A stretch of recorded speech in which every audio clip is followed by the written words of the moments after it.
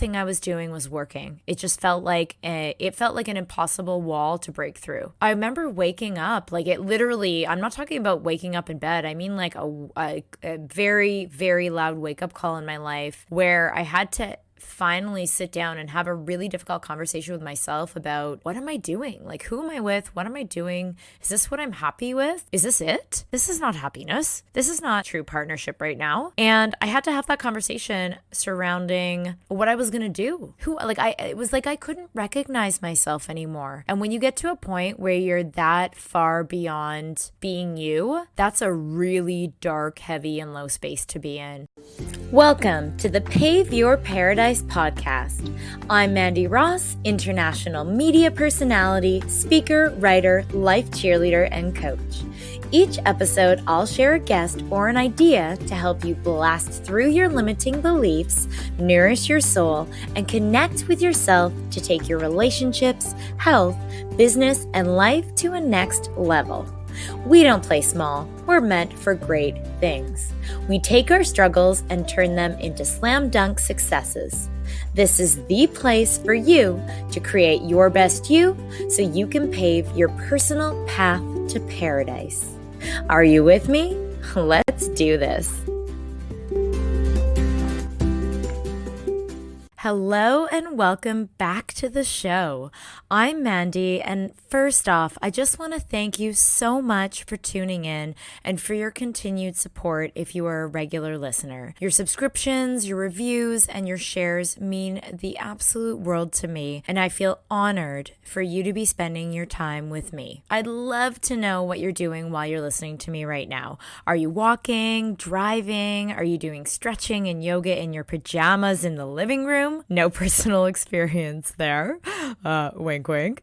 Are you cleaning? Let me know on social media. Share a story of how you love to listen to Pave Your Paradise, and you just never know when I'll feature it. You might just wake up to your face on my stories, so I'm just giving you a warning there. I do have a special announcement that I'm going to be making at the end of today's show, so please listen until the very end because I don't want you to miss out on it. For today's topic, I just want to get right into it because it's something that I've wanted to share about for a while. I finally have the opportunity to with you guys here on Pave Your Paradise podcast, so I'm going to just get right into it. Today's topic is how to spot narcissism in your relationships and how to deal with one if there is one in your life. Boom.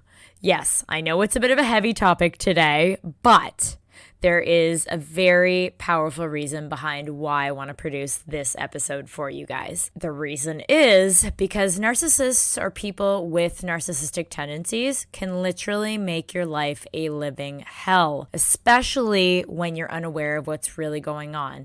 And I don't want that to happen to any of you guys listening out there. They can create so much unnecessary stress and drama and trauma. And let's be real, ain't nobody, you, me, nobody got time for that. I'm creating this episode to help you spot when it's happening around you or how to navigate life with someone like that in yours, especially if it's someone who you love. I really want to help you guys to avoid the heartaches and the headaches I've endured learning what that's like firsthand and what it's like to be in an intimate and vulnerable scenario with someone who has narcissistic tendencies. Now, I want to say this first and foremost. A few caveats to this episode. This is by no means ill-directed towards anyone specifically in my life, whether currently or from my past. I really want to make that clear. And while I will be sharing real examples of some of the experiences I've gone through, it's not to paint anyone in a negative light, but merely for you to hopefully use them as insight into what you may be questioning or feeling yourself right now, or could find yourself in a similar position and how to spot that head on. This episode stems from a lot of reflection, awareness, healing, and forgiveness. I know if you're tuning in, you already have an open heart, an open open mind and an open spirit, and I only ask that you listen to this one with compassion for those who are really and truly struggling with this. Life with a narcissist can be far from paradise, and you deserve to be happy. That is one of the main reasons why I started this podcast, was because I want to instill in you and keep reminding you that you deserve to be happy. Just as it's important to talk about ways to pave your path to paradise, I really and truly feel it's equally as important to have conversations around the things that could delay, diminish, and/or hurt your process or your progress. As you can count on me for giving you the straight up, real deal, this topic is one that isn't as easy for me to discuss as some of the other topics on my show. But I've heard countless stories from friends who are struggling in relationships over the years, and having overcome my own experiences with this, I feel it's time to start this conversation and shed the light on this topic. By virtue of me opening up, my only wish is that I can save someone from going through what I did. By knowing what to look for, you can avoid a lot of drama, wasted time and energy, disappointment, losing yourself, heartbreak, and heartaches in your life. So without further ado, let's dive right in. So what is narcissistic personality disorder? I just want to make this very clear. Narcissistic personality disorder is not the same thing as someone who has narcissistic traits. There's a big difference. What is the difference? Well, we all know it's human nature to be selfish and boastful here and there, but true narcissists take it to an extreme level. They don't just have extra self-confidence. What they really don't do is they don't value others' feelings or ideas, and on top of that, they ignore others' needs. And the biggest one of all, they lack empathy. But there's a big difference between being self-absorbed, often called narcissist, and people joke about this all the time. Oh, he's a narcissist. Oh, she's a narcissist. But there's a huge difference between just being self-absorbed and having that full of yourself attitude, and actually having narcissistic personality disorder, which is an actual mental illness. So if you can recognize a few of the following traits, that's someone who's self-absorbed. But if someone has most of the following traits I mentioned, chances are they might actually have the mental disorder. And the only person who technically can diagnose that is an actual therapist. The word narcissism actually comes from the Greek myth in which a handsome young man named Narcissist sees his own reflection in a pool of water and falls in love with it. Sound like someone you know? Are people often upset with this individual? Is it hard for them to keep relationships? Do they tend to put themselves first and think they know only the right way? Someone with narcissistic personality disorder might also think about themselves most of the time and talk only about themselves a lot, crave attention and admiration, exaggerate their talents and achievements, believe they're quote-unquote special, set extremely unrealistic goals, have wide and fast mood swings, have a very difficult time taking others' feelings seriously, strive to win no matter what it takes, and fantasize about unlimited success, money, and power. I wouldn't be surprised if there's some people running through your mind right now, whether we're talking about public figures and or in your personal life. Here's the thing. Someone like this may appear to have very high self-esteem, but the opposite is probably true. There's a deep sense of insecurity underneath that grand exterior. They want others to be jealous of them, but they're the ones who are envious. They tend to be extremely competitive and threatened by others' achievements. Their relationships are often stormy and short-lived, and they leave a trail of hurt feelings around them. Although they might come across as untouchable, they're actually easily hurt, but they either choose not to show it or tend to do the opposite and overreact in rage. They cannot stand criticism. They make excuses and refuse to take responsibility for any of their flaws and failures. They see themselves as a natural leader who can easily sway others. They usually don't listen and often interrupt. When you're around one, it feels like it's a one-way street, all take and no give. And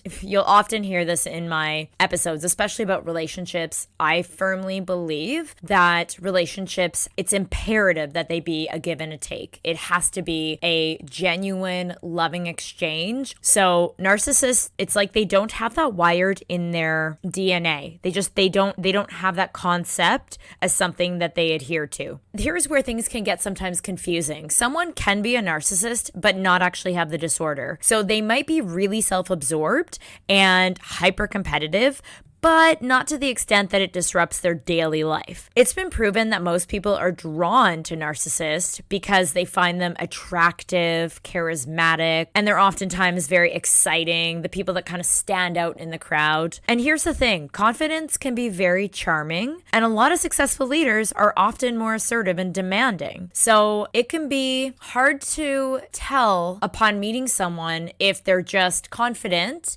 naturally, and in a healthy way, or if they're showcasing potentially signs of being a narcissist. But don't worry, guys, I got your back on this. I have plenty of wisdom and insight that I will be sharing in this episode. So let's keep going. So how to actually diagnose a narcissist? Well, there actually are no specific lab tests to confirm a mental disorder. Many professionals do use a narcissistic personality inventory, which is a list of questions that measures things such as how much attention and power someone craves. Personality disorders are long-standing, ingrained, dysfunctional patterns of thinking, behaving, and relating to people that can show up as early as age 8. That age is important because that's when children start to become aware of how people react to them. So people with narcissistic personality disorders tend not to perceive that they themselves have a mental health problem, and because of that, they may be less likely to seek evaluation or treatment for that. I really believe that it's important to know where something stems from in order to be able to work through it, to actually know where was it caused, where was the initial imprint or impact, where did that start, in order to break through and get through that and overcome whatever that challenge is. So where does narcissism start? Like, where does it actually start? That's something that I've always really been curious of. And the exact cause isn't known, but there are several controversial theories around how it can actually happen. Many people in the psychology world think that it's a mix of things, from how the person handles stress to how they're raised. A lot of times, and I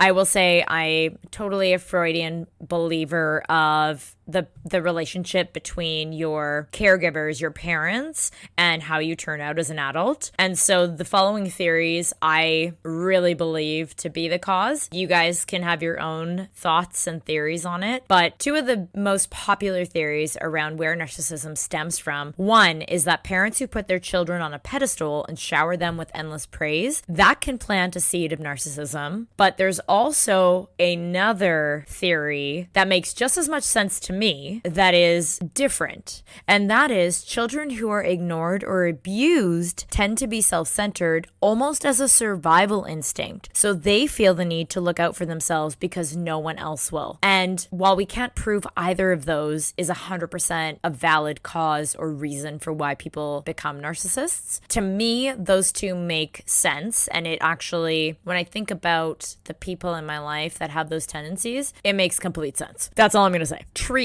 I'm all about how do we holistically treat something like this? How can someone actually get help? Maybe you have some tendencies you're starting to think about and you want to get treatment. Maybe you know someone who you'd love to help, who you think might be struggling out there with some of these. So for treatments, there's no cure for narcissistic personality disorder. However, therapy has been proven to be extremely helpful. So the goal is to build up the person's poor self-esteem and have more realistic expectations of others. Many narcissists tend to abuse alcohol or drugs, and it's a pretty common thing actually, and it's important to get treatment for the addictions too if they are going to seek treatment. With children, experts suggest that parents who give too much praise need to cut back on it, while those who don't pay enough attention to their children need to step up and start giving that attention and love that their children deserve. Now, there is always light at the end of the tunnel. Narcissists can learn how to relate to others in more positive ways, but it really depends on how open they are to critical feedback and how willing they are to change. Because as I'm going further into this episode, you're going to hear my first count on how it has personally impacted me. And that can be a very difficult scenario to navigate, especially because some of the tendencies are about change and being reluctant to that, and also being very dismissive and against critical feedback, which most people who have a healthy relationship around that are not going to be the narcissists, right? I'm about to share something with you guys that I've never opened up publicly about before. And again, these experiences that I'm about to share with you are not to bash anyone in particular. They are simply me sharing from my heart in order to potentially help some of you out there,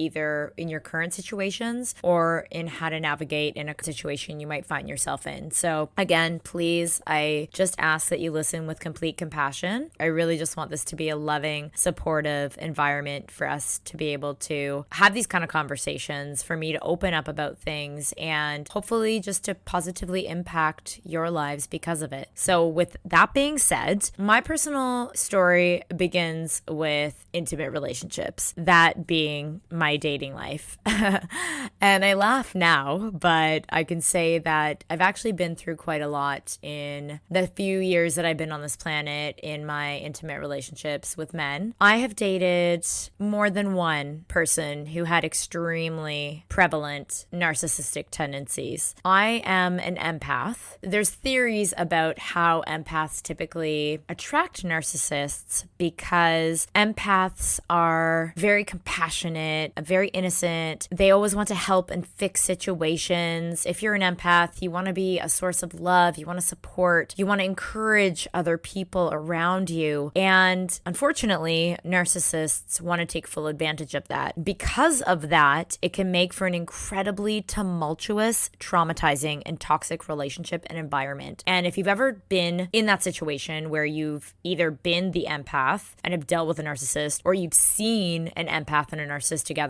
there's so much toxicity. It's like the people around you can actually feel the vibe and the energy of that disrespect, that toxicity, that unhealthy vibration in the air. It's pretty powerful, I will say, because I've experienced it myself personally, but I've also been around couples that showcase that dynamic of narc and empath, and it's not something you really want to be around, if I'm being very honest with you. Bottom line, it's a really unhealthy, imbalanced, and chaotic situation, and it's not something I would ever wish on anyone, but it does happen, and it's actually quite prevalent, hence why I'm creating this episode, because I really feel like it's something that I see and hear about so often now that it needs to be talked about. And if I need to be the catalyst of positive change in that area, then I am happy to be that catalyst. I want to move away from the focus and emphasis being on the people that I've dated who have extreme narcissistic tendencies and focus on the specifics, like the actual examples of things that I can only speak of personal experience being in and feeling firsthand, to actually get your mind wrapped around what it's like to be experiencing being in an intimate relationship with a narcissist. The one note that I want to make here too is that this doesn't have to be an intimate partner. There are a lot of people who have narcissists in their lives that could be their parents. That's a huge one. A loved one. It could be a coworker. It could be a boss, which I'm just going to be honest, sucks. But it could be someone in power. It's usually people in power positions, like in a work environment, because they're natural leaders. They are very powerful. In a hierarchy, they're known as the top. And I'm just going to put that word out there, not to be offensive, but just to be straight up real with you guys. A lot of times it'll feel like they're very ego tripping, like they're very high strung on themselves and they have a lot of ego within themselves. That's the vibe you get from these kind of people. Now, from things that I personally experienced, I'm going to just share this. Please, again, have compassion for the people that I've experienced these things with. I have no hard feelings today. I have done a lot of meditating and a lot of forgiveness, a lot of prayers around healing for the people that I've experienced the following with. So I have nothing but love and compassion and understanding today. The stuff that I'm about to share with you guys, though, is somewhat heavy. Let's all just take a little breath. and fill ourselves up with some good prana because you're going to need it.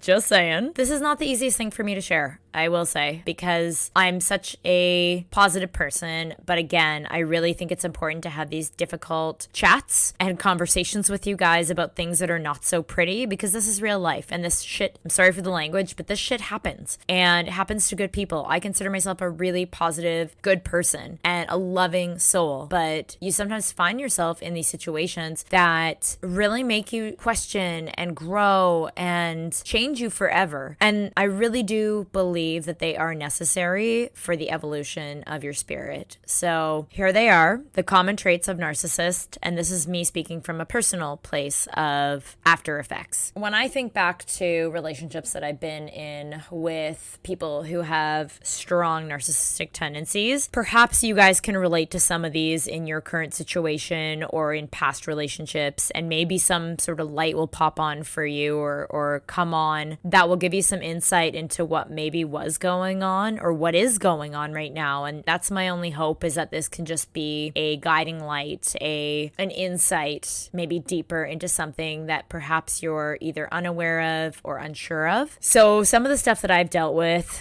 having partners like this is a lot of manipulation, feelings of being bullied. And I want to also say I have not been physically abused. I'm just putting that out there. However, that being said, these situations that I've been in by virtue of dating people with narcissistic tendencies has also made me, it's made me very much stronger as an individual, but it's also made me very aware that emotional abuse can be just as detrimental and just as traumatic as physical abuse. And no, I have not experienced physical abuse in my life, but for the amount of trauma that surrounds the emotional healing that is necessary in order to break through these kind of situations, can be a very long process. So aside from manipulation and bullying, they often twist stories, and they do this in a way that it feels like you might start out by saying something very neutral, and then maybe you feel vulnerable enough to share, or you feel vulnerable enough to comment about something. Maybe you're giving constructive criticism. Oh my goodness golly, like forget it, because it'll somehow end up turning around that it's your fault. It's so muffed up. It's literally like having a mind blank. It's traumatizing because in your mind, you know that you're coherent,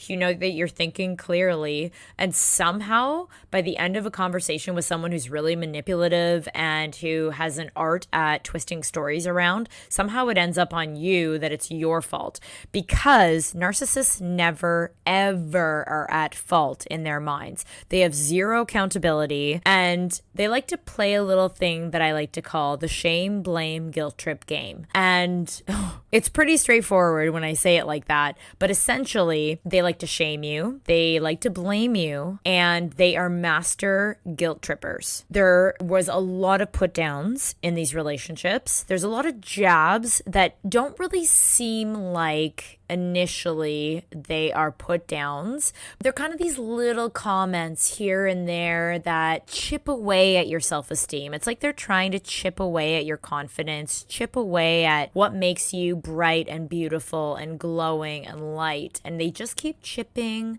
slowly, like chip, chip, chip here and there. These little comments. It's not cool, but they do it, and they do it with an intention to bring down your self-esteem. They play on your biggest insecurities. They really like to figure out what it is that you have issues with or surrounding. For some, it might be, there's just so many things that people are insecure about. Maybe it's your weight. Maybe it's like how you speak. Maybe it's something that happened with your mother 15 years ago. Whatever you're insecure about, they will find it out. They're like master investigators. Because here's the thing, when you are actually a healthy person and you actually think you're getting yourself into a healthy relationship, chances are at some point you're going to let your guard down. You're going to be vulnerable. You're going to share with somebody. And narcissists are very charming. They put on a front, especially at the beginning of a relationship, in how they are. And so you feel very safe. You feel like they want to protect you. You feel like you can openly share with them. But really, it's almost like they're collecting ammo to then throw back at you in your face when they get upset with you.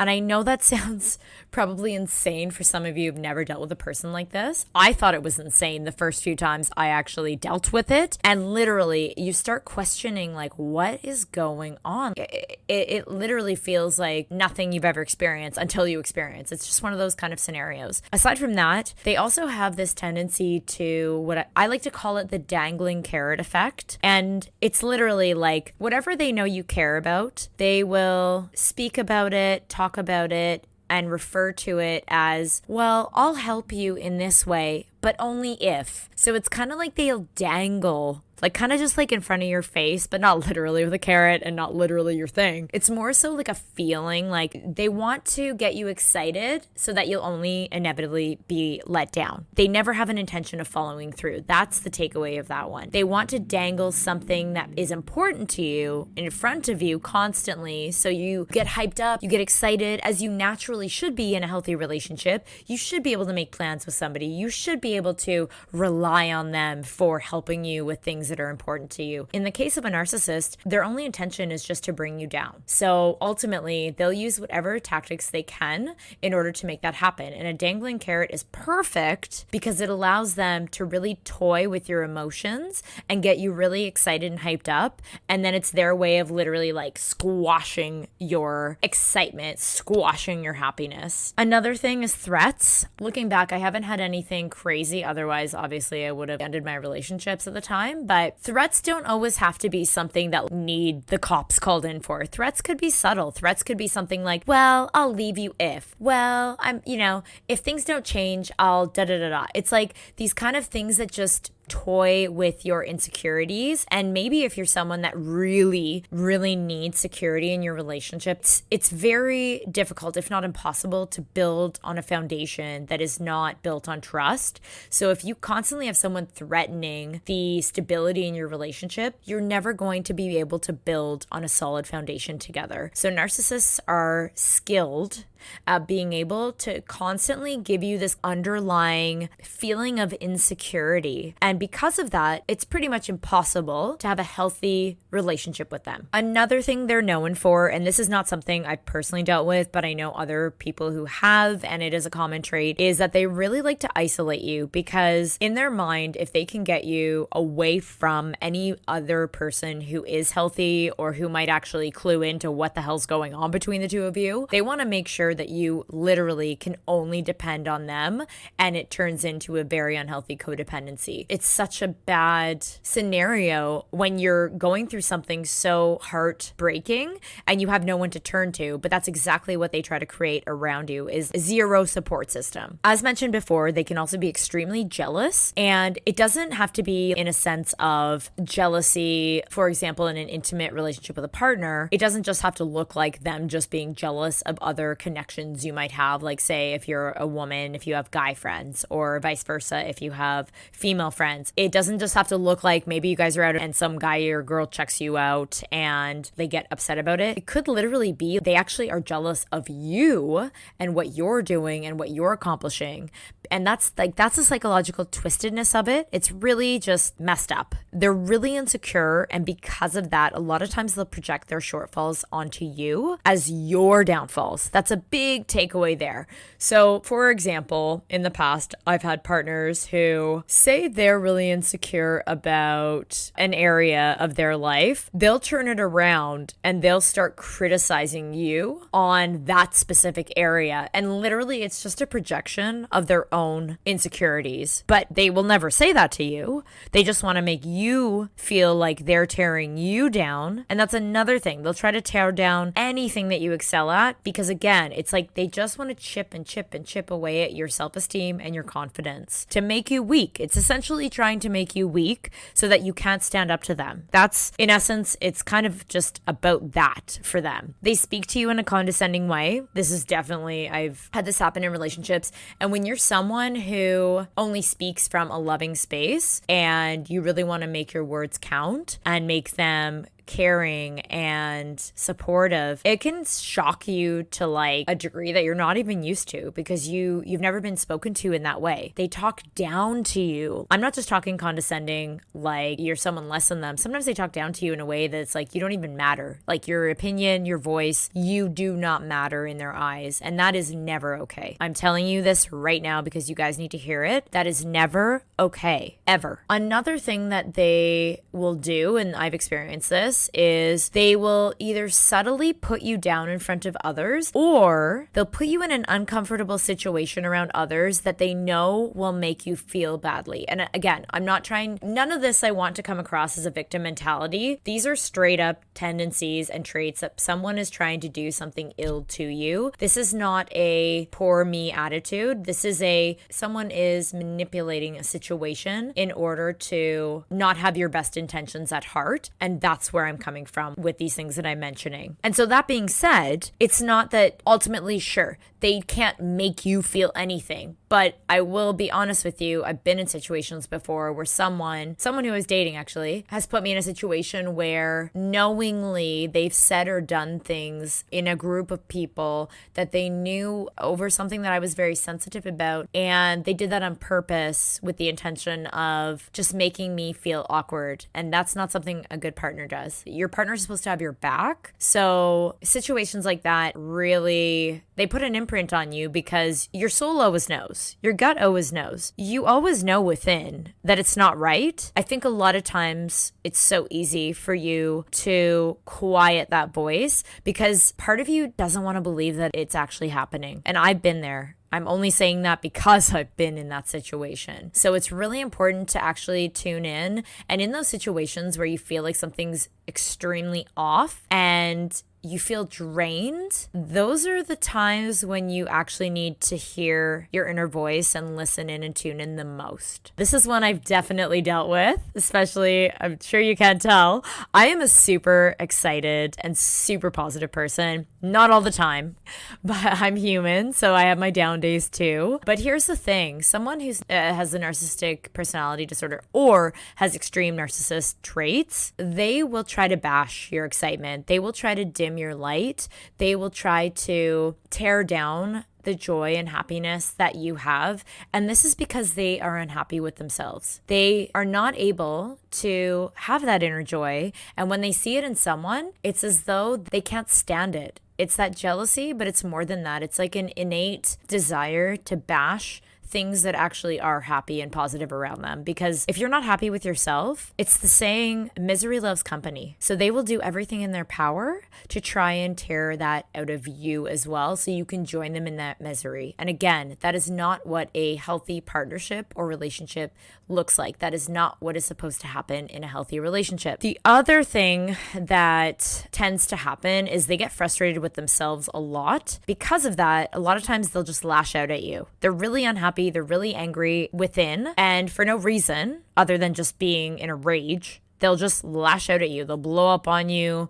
And they never have an excuse for it because they never do anything wrong. Like, heaven forbid they do something wrong. That will never happen in the mind of a narcissist who is really in their element of a power trip. Like, that will just never, it wouldn't even occur to them that, oh, wait, I shouldn't be lashing out at her. Oh, I shouldn't be yelling at him in that way. Like, it just doesn't occur to them because they lack empathy. That's what it is. A big one for them is trying to get you to be disempowered. Now, you know me, and you know I preach about empowerment all the time, whether it's empowering you guys, empowering yourselves, empowering other people. Narcissists are the exact opposite. They want to disempower you so they are the ones in power. They do this by making you question yourself. And this actually has happened to me. This is something that it's hard for me to share this, but at one point in one of the relationships, I experienced the feeling of actually almost losing myself. It became so much about we. I was so concentrated, especially the empath that I am,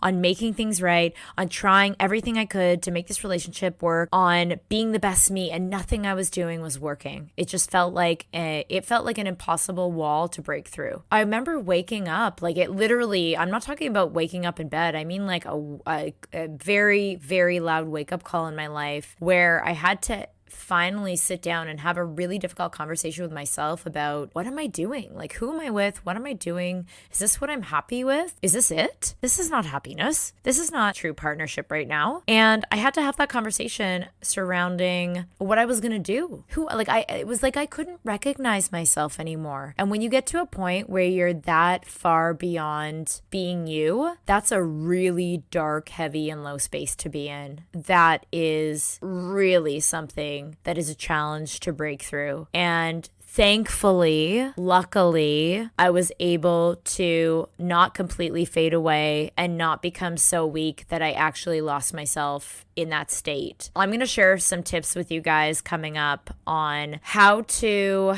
navigate situations. If you're listening right now and you're finding yourself, this is totally resonating with you and you actually are in a relationship with a narcissist, then I definitely have some pointers for you. If you are in a situation where you have a narcissist in your life, I also will have some pointers for you. And regardless, I still have a lot to share on what this is all about because it can be a very tricky, confusing, emotional situation to be dealing with. Now, the number one piece of wisdom I can bestow upon any of you on this topic is all the traits that I just mentioned, most of which I've endured, some of which I just wanted to mention because they're common. And even though I might not have experienced them, if you guys out there are dealing with a narcissist in your life, chances are you'll probably deal with a lot of those, at least a bundle of them. It's such a bundle of joy. Yes, no, not at all. Of all the traits that I mentioned, they pretty much all stem from the same underlying issue or factor, and that is control. People who are narcissists crave being in control. They need to feel in control because they don't feel in control in their own lives, hence why they feel the need to control you and every little detail in yours. They are a toxic living projection fire of their own downfalls, and unfortunately, those around them are the ones who actually feel the burn. It's never themselves. I mean, ultimately, they're struggling inside, but unfortunately, it's the people around them who typically are the ones that care about them the most that actually feel that nasty burn. So those are a lot of the traits of narcissists. By now, you should be identifying some of them. If there's someone in your life that you think might be, then that might get the light bulb turning on now. All right, guys. So far I've gone over what narcissism is and is not, my personal experience dealing with narcissists in my own life, diagnosis, causes of narcissism, treatments for narcissism, what it's like to date narcissists, common traits, especially in relationships with narcissists, and also some examples for you to potentially draw from. So hopefully at this point, I've given you a lot of information and personal experience and some nuggets of wisdom to get the balls in motion in your mind to think about possibly some of the people in your own life that may be displaying these traits. I'm hoping not, but if you are resonating with some of the things that I discussed today, this is an opportunity for you to reflect and have some consideration around who you're allowing in your life and also to take action. This is just part one of a two-part series on narcissism and narcissists, how to spot one, how to deal with one if they're in your life, and also what it's like to date one if you find yourself in that situation as well. I would like to put out there homework for this episode, which is to really just start thinking about all the different relationships in your life, all the different connections you have that are the ones that are really important to you, and just do a little analysis if any of the traits, the unhealthy traits, I should say, that I've been discussing today are seeming to become apparent in your mind, because sometimes I have found in my life when I hear stories from other people about their recap of what they're dealing with or what they've gone through, that starts making me go, oh my goodness gracious, I actually totally can identify with some of this, or oh my goodness, I'm so blessed to not have to deal with this. And that's a really, really amazing space to be in. I wanted to have this conversation in this episode around this stuff because regardless of whether it's directly affecting affecting you or not, maybe you can then have this information to help somebody else, maybe right now or in your future, who might be dealing with a narcissist in their lives, because it's not an easy situation to deal with. And so with that being said, this is the end of part 1, but it's going to be continued in the next episode, which is part 2 of this. As always, I want to drive it back to the people that you surround yourself with are ultimately not going to create, but they certainly are going to affect the paradise that you have within. And I'm first and foremost always going to say that you create your own happiness, and that external things are not going to ever be the cause of what makes you happy. But I'm 100% a believer that the people that we have in our lives certainly do affect our mental health, our well-being, and our happiness levels. Hence why I created this episode, because if you're experiencing any of these unhealthy traits, behaviors, or tendencies in your life right now because of someone else, then that's definitely not going to help you pave your path to paradise. I do want to end the episode on a positive note, because I know that when you do sometimes find yourself in these sticky situations, especially in your relationships, it can feel really defeating. It can feel really deflating. It can feel really desperate at times and really dismal, as though there's no hope. But I can assure you guys, whatever you're dealing with in your relationships, you are always stronger than the problem at hand. It might not feel like it in this very moment, but I can assure you, because I've been in those low spaces too myself, you are stronger than whatever you're dealing with. You are given all the tools you need to break through whatever it is that you're struggling with. And I have complete faith and belief that you guys can do it, because if I can do it, then you can too. So with that said, thank you so much for tuning into this episode.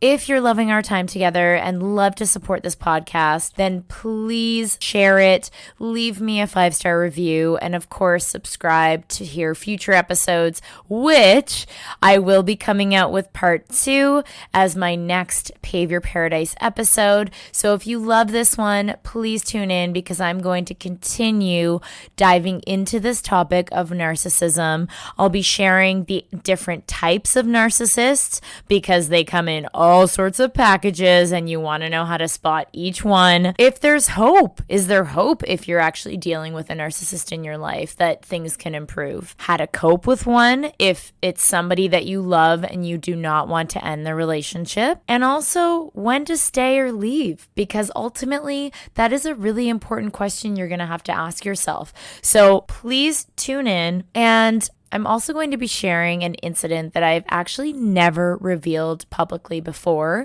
that has to do with this topic. So hopefully you can wait till the next episode. It won't drive you crazy. All right. So make sure you tune in to part 2 of the Narcissist series. On that positive note, that's it for this episode. I'm sending you guys so much love, so much light, and I'm wishing you a positive, peaceful, and progressive journey until next time. Mwah! Thanks so much for joining me. If there's anyone you know who you think could benefit from hearing today's episode, it would mean the world if you'd share it with them. Love what you heard? Then please subscribe. If you really love what you heard, then please leave a review with your honest and loving thoughts. This podcast wouldn't be possible without your support. If you feel called to, please make contributions to my podcast fund that helps me to keep it going strong, bringing on amazing guests for you, and to continue the ripple effect of spreading goodness in the world. I appreciate you, your time, and your energy, and I love hearing from you, so drop me a line on social media. As always, I'm wishing you a positive day and your own piece of paradise. Until next time, sending you love and light, and keep shining.